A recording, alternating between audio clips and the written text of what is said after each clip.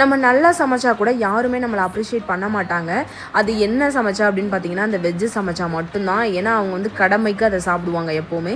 அது என்னமோ தெரில, இந்த வெஜ்ஜு சமைக்கிறேன்னு சொன்னால் மட்டுமே போதும் அந்த மூஞ்சை வந்து சுழிச்சு வச்சுக்கிறாங்க. நம்ம என்னைக்காவது ஒரு நாள் தான் வெஜ்ஜு சமைப்போம். அன்னைக்கு போய் கிச்சனில் நின்று சமைச்சிட்டு இருக்கும்போது தான் நல்லா இருந்த வீட்டில் திருட முகுந்த மாதிரி பக்கத்து வீட்டில் சமைக்கிற நான்வெஜ் ஸ்மெல்ல அப்படியே நம்ம விண்டோ வழியாக காத்தா வந்து நம்ம வெஜ்ஜு சமைக்கிற மூடே ஸ்பாயில் பண்ணிடும். நம்ம எப்பவும் செய்கிற மாதிரி செஞ்சாலே நல்லா இருக்கும்னு தான் நினைக்கிறேன். யாரோ சொன்னாங்க, நம்ம அந்த வேர்க்கடலை எல்லாம் அரைச்சி இந்த போட்டேன், அது என்னமோ மல்லாக்கொட்டை சட்னி மாதிரி ஆயிடுச்சு. சாம்பார் வந்து நார்மலாக எப்போதும் போகிற முருங்கைக்காய், மாங்காய், முள்ளங்கி அதை மட்டும் வச்சு சாம்பார் வச்சுட்டேன்.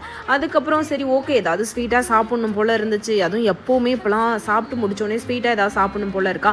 சரி ஓகே, அதோட சேர்ந்து பாயாசமும் பண்ணிடலாம் அப்படின்னு சொல்லி தான் பாயாசம் பண்ணேன் இன்னைக்கு. அதுவும் பருப்பு பாயாசம். எல்லாமே ஃபர்ஸ்ட் டைம் தான். எதுவுமே நான் வந்து நிறைய டைம் ட்ரை பண்ணிலாம் கிடையாது. சாம்பார் தான் ஏதோ 2 டைம் வச்சு, அதுவும் இந்த டைம் கொஞ்சம் நல்லா வந்திருக்கு. தேங்க்யூ. நெக்ஸ்ட் வீடியோவில் பார்க்கலாம். By by. தேங்க்ஸ் ஃபார் வாட்சிங்.